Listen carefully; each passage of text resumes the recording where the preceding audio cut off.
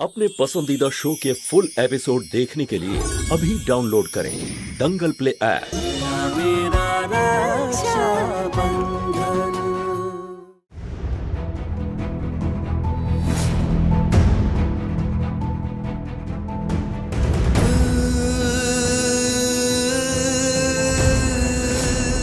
যেদিন ওই পৃথিবীতে আসবে না সেদিন আমার ভাঙা সংসারটাকে ঠিক জোড়া লাগিয়ে দেবে। যত ঝড় ঝঞ্ঝাই আসুক না কেন, কিন্তু তুই রোশনির হাত কখনো ছাড়বি না।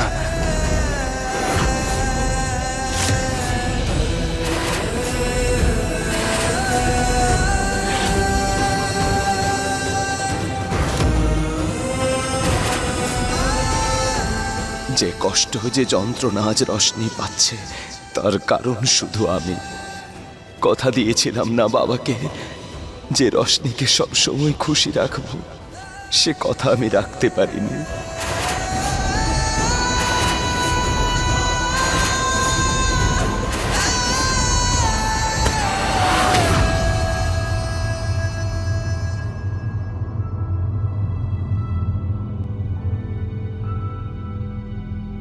যা হয়েছে আমার ভুলের জন্য হয়েছে। যা শাস্তি দেওয়ার আছে, যত অভিযোগ আছে, যত কথা শোনানোর আছে, আমাকে শোনাও। এইভাবে নিজেকে শাস্তি দিও না শিবা।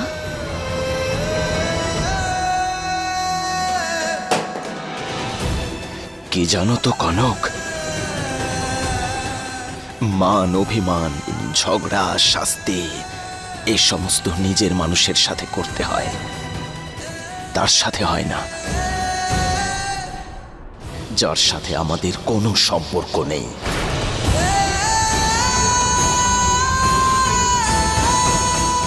শিবা না, আমাকে এইভাবে ছেড়ে তুমি যেতে পারো না। আমি সব কষ্ট, সব দুঃখ সহ্য করতে পারবো, এটা নয়। আমি অনেক বড় ভুল করেছি, পাপ করেছি, আমি শাস্তি চাই। কিন্তু তোমাকে আমি দূরে যেতে দিতে পারবো না। আমি বাঁচতে পারবো না তোমাকে ছাড়া। তুমি সবকিছু আমার কাছে শিবা, আমি যেতে দিতে পারবো না তোমাকে। ছাড়ো আমাকে, দ্বিতীয়বার আমাকে স্পর্শ করবে না। শিবা, আমি সমস্ত বাড়ি খুঁজেছি, রোশনি কোথাও নেই। ও কোথায় যে গেল কে জানে। যদি কোনো অঘটন ঘটিয়ে ফেলে, চল খুঁজি, চল।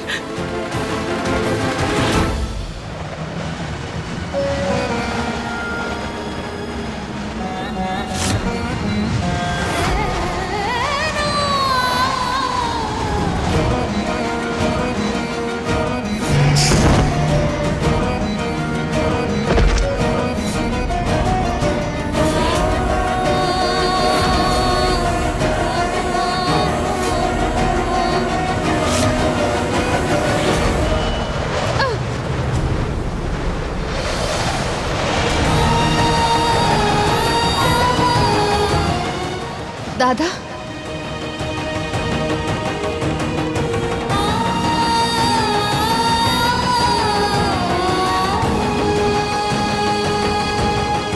তুই এখানে এই অন্ধকারে এত রাতে কি করছিস? কি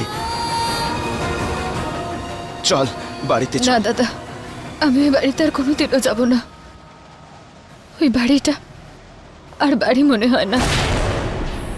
আমার সমরবাবু আর বাচ্চার স্মৃতির ধ্বংসস্তূপ হয়ে গেছে ওটা। আমি ওখানে যেতে চাই না। আর ছেড়ে দাও না আমাকে আমার মতো। রোশনি, আজ পর্যন্ত আমরা দুজনে ভয়ঙ্কর ঝড় ঝঞ্ঝা, বড় বড় সমস্যাকে একসাথে সামলেছি, তাই না? আমি জানি এই মুহূর্তে আমাদের কত যন্ত্রণার ঝড় বইছে, কিন্তু কোনো ব্যাপার নয়। এখন এটাও একসাথে আমরা সামলে নেব। সব ঠিক হয়ে যাবে রোশনি, সব ঠিক হয়ে যাবে। কি ঠিক হয়ে যাবে দাদা? আমার জীবনে তো আর কিছু ঠিক হওয়ার মতো নেই। আমার সন্তান নষ্ট হয়ে গেছে, আমার স্বামী মারা গেছে, আর আমি বেঁচে থেকে কি করব? আমি কি করে হবে সবকিছু ঠিক? বলো, সমর বাবুকে তুমি ফিরিয়ে আনতে পারবে? আমার কাছে তোর এই প্রশ্নের উত্তর নেই এখন, কিন্তু একটা কথা তোকে বলতে পারি, তোর দাদার উপর ভরসা রাখ।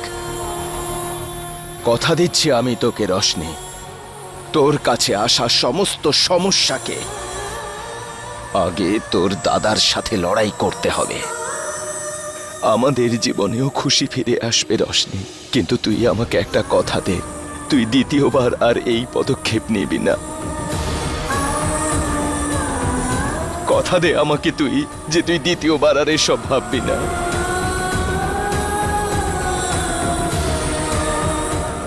আয়।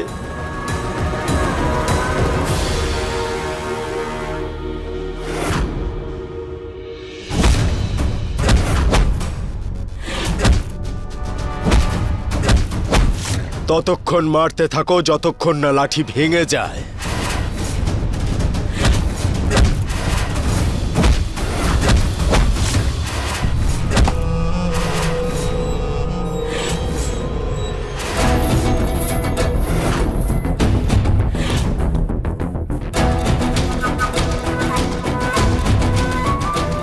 ব্যাস মা, 4 ঘন্টা 29 মিনিট আর 10 সেকেন্ড, ব্যাস।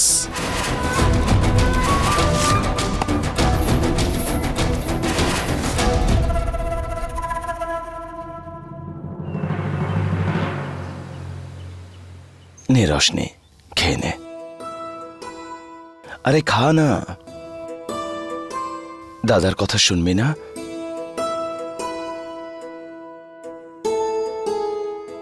রশনি, মনে আছে ছেলেবেলা আমি তোর জন্য ঘোড়া হতাম,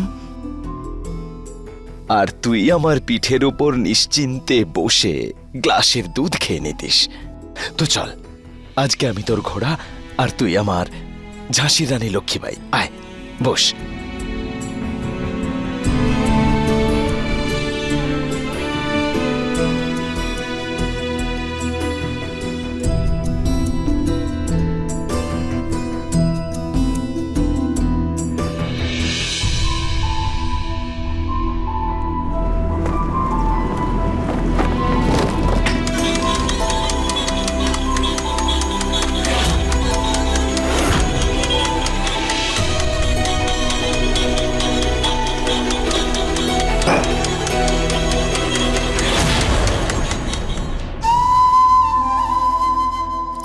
এটা তো আমার বাচ্চার পুতুলটা না?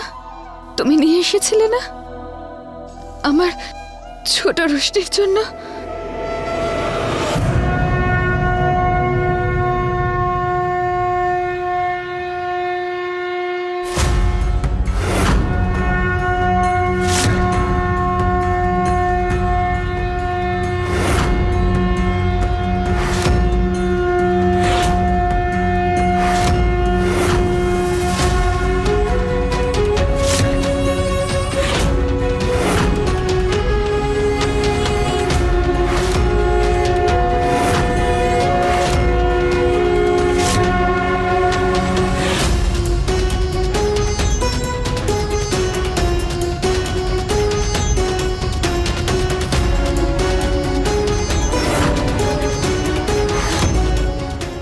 আমার বাড়ির বউকে নিতে এসেছি আমি।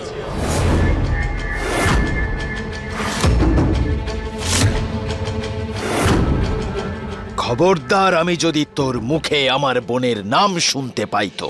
মা সব জানে এখানে কি হয়েছে, আর মা এটাই চায় যে তার বৌমা বাড়ি ফিরে আসুক, আর মা যেটা বলবে না সেটা তো আমি করবই। ব্যাস, একবার আমার ধৈর্যের বাঁধ ভাঙলে, আমার মাথায় আগুন জ্বললে, আমি তোকে এখানে একেবারে পুঁতে দেব। চলে যা তার আগে। কাল তুই আমার বোনের জন্য যা করেছিস তার জন্য আমি তোর কাছে কৃতজ্ঞ, কিন্তু তার চেয়ে বেশি আর কোনো আশা করবি না। এক আগন্তুকের হাতে আমি আমার বোনের হাত কখনো তুলে দেব না। আমি মানি না এই সম্পর্ককে, বেরিয়ে যা। তোমার মানা না মানাতে কি যায় আসে? মায়ের হুকুম এটা। আমার বউকে তো আমি এখান থেকে নিয়েই যাব। আরে তুই যাবি নাকি ধাক্কা মেরে বের করে দেবো তোকে?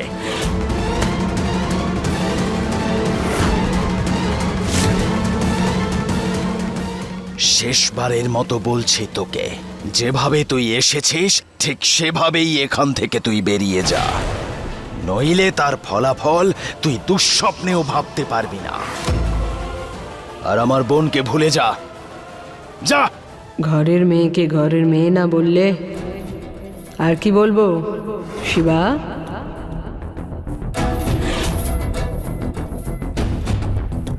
এ আবার কে? সম্পর্কে মা হয় আমার, যশোদা।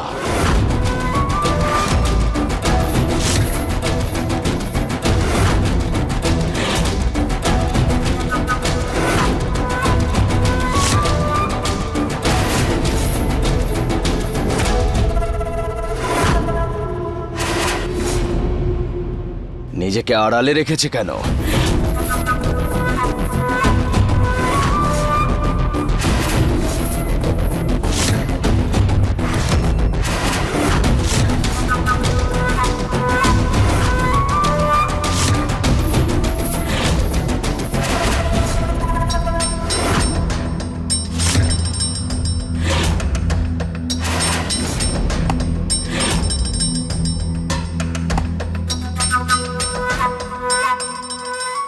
কারণ তুই আমাকে মুখ দেখানোর যোগ্য রাখিসনি।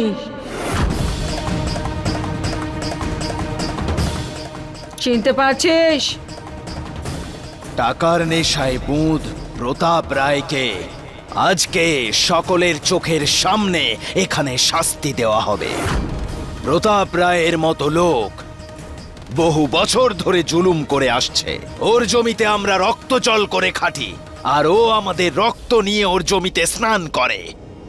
এমনকি আমাদের নিষ্পাপ শিশুদেরকেও শিশু শ্রমিক বানিয়ে রাখে। আর এভাবে কাজ করতে করতে ওই নিষ্পাপ শিশুরা মৃত্যুরও সম্মুখীন হয়। শিবা, তুমি যেটা করছো সেটা কিন্তু ঠিক করছো না। দেখো, যা কিছু ঘটেছে তাতে আমার কোনো দোষ নেই। তোমার কোনো ভুল নেই। মিথ্যে কথা বলছো পঞ্চায়েতের সামনে। ওই নিষ্পাপ শিশুদের লাশ আমি এই হাত দিয়ে তুলেছি, বুঝতে পারছো?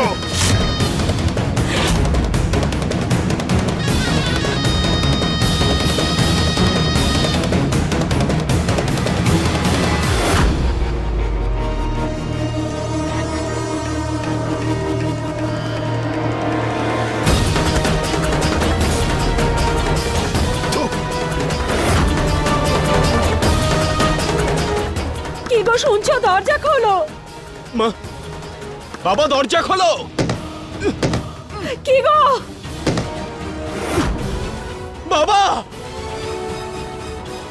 বাবা।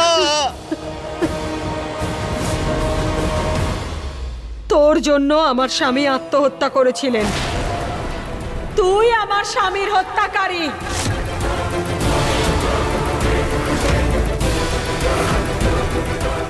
রাধা,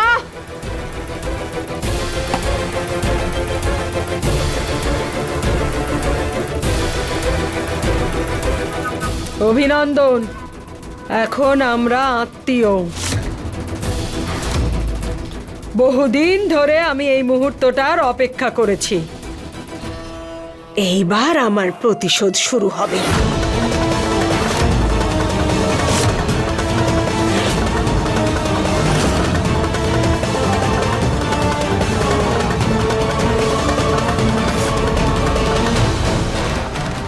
আরে বিধবা নয়, আজ থেকে ও আমার হবু স্ত্রী, বুঝলে? তার মানে হলো যশোদা আর অর্জুন আমার থেকে প্রতিশোধ নেওয়ার জন্য আমার বোনকে টার্গেট করেছে। যাওয়ার সময় হয়ে গেছে। রোশনি, আরে সবাই কোথায় গেলি?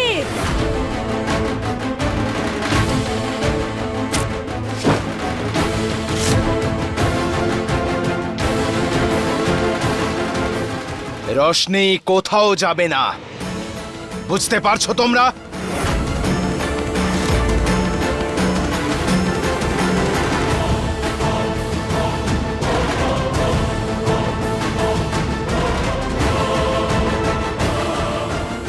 কে ডেকেছে আমাকে দাদা? আমি, তোর শাশুড়ি।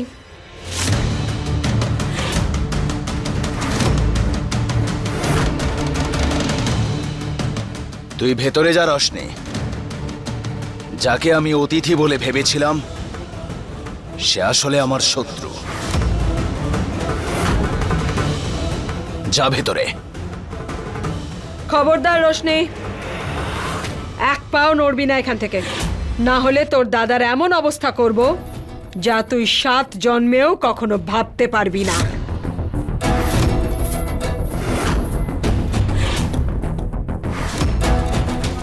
তুই যতই লাভ ঝাপ করিস না কেন, যতই ভাঙচুর করিস না কেন, কিন্তু সত্যিটা এটাই যে আমার ছেলে অর্জুন তোর বোনের সিঁথি রাঙিয়ে দিয়েছে। বুঝেছিস? অর্জুন, ডাক সব গ্রামবাসীদের যাদের সামনে তুই ওকে সিঁদুর পরিয়েছিলিস। আমিও দেখতে চাই গ্রামবাসীরা ন্যায় করে নাকি শিবার মতোই অন্যায় করে। গ্রামবাসীরা চলে এসো।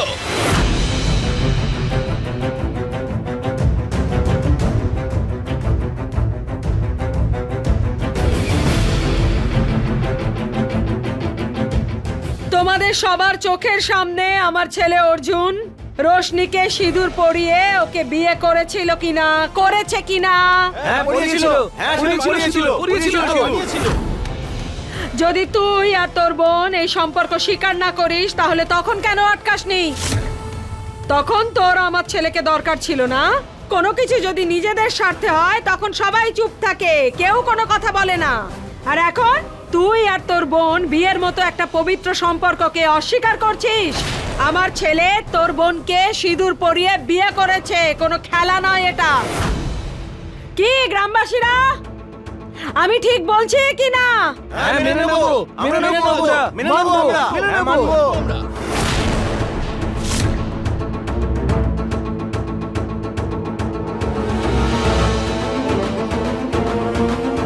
আমার ছেলে মানে তোর স্বামী এখনো বেঁচে আছে, তাহলে বিধবাদের মতো পোশাক কেন পরেছিস?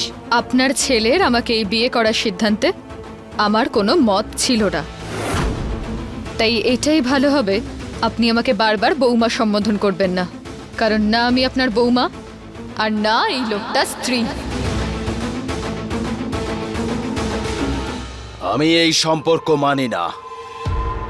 না আমি এই ঠকবাজের সামনে নত হব, আর না এই গ্রামের লোকেদের সামনে। শুধুমাত্র সিঁথি রাঙিয়ে দিলে বিয়ে হয় না। গলা নিচে করো শিবা। আমার বাবার সাথে অন্যায় করার সময় একটা কথাও শোনোনি তুমি। তোমার কি মনে হয় এখানে তোমার কথা শোনা হবে? না, আমার বাবাকে তুমি এই পুরো সমাজের সামনে অসৎ, লোভী কি নাকি বলেছিলে তুমি? তখন কি নিয়ম পালন করছিলে? কারণ তোর বাবা অসৎ ছিল। তুই স্বীকার কর বা না কর, তাতে কিচ্ছু এসে যায় না। তাই সেই হিসেবে ও আমার হবু বউ। তুমি সেটা মানো বা না মানো।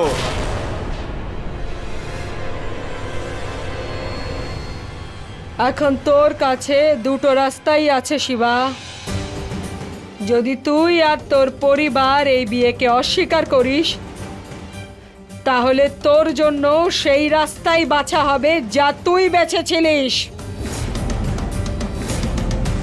তোর মুখে কালি লাগিয়ে জুতো দিয়ে মারা হবে তোকে, আর না হলে তোর বোনকে আমাদের সাথে যেতে দে।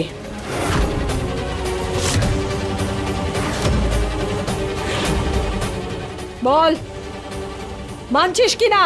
কি গ্রামবাসীরা? হ্যাঁ, যেতে দাও ওকে। হয় শিবরাজ শাস্তি পাবে, নয়তো রশনিকে বিদায় দেবে।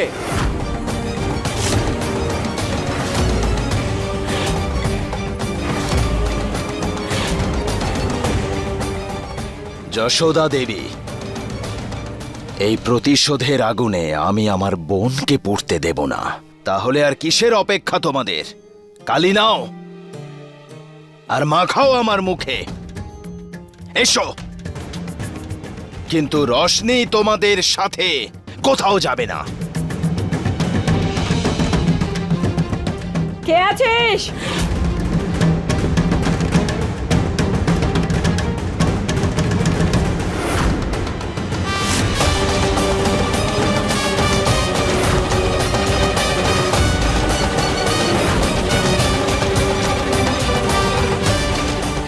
অর্জুন, খোল আমার জুতো।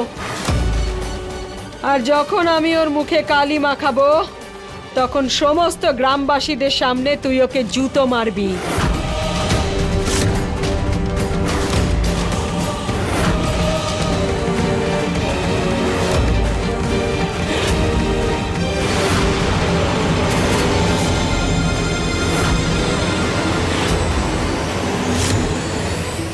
না, যা হয়েছে তার জন্য ক্ষমা চাইছি। প্লিজ আমার স্বামীকে এইভাবে অপমান করবেন না।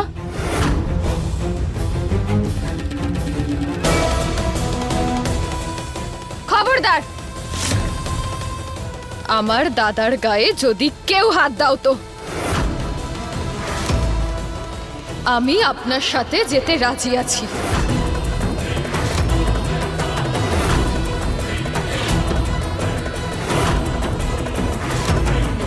কিন্তু একটা কথা জেনে রাখুন যে আমি আপনার থেকে নিজের ভাগ্যকে আর নিজের ভগবানকে আজ কথা দিচ্ছি যে যা খুশি হয়ে যাক, জীবনে কোনোদিন এই সম্পর্ক আমি স্বীকারই করব না।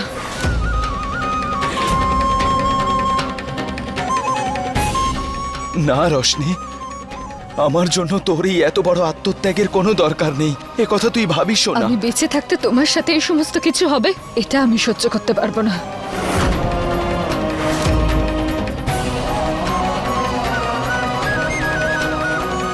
চলুন। তো শ্বশুর বাড়িতে তোকে স্বাগত জানাই রোশনি। সব ব্যবস্থা করো।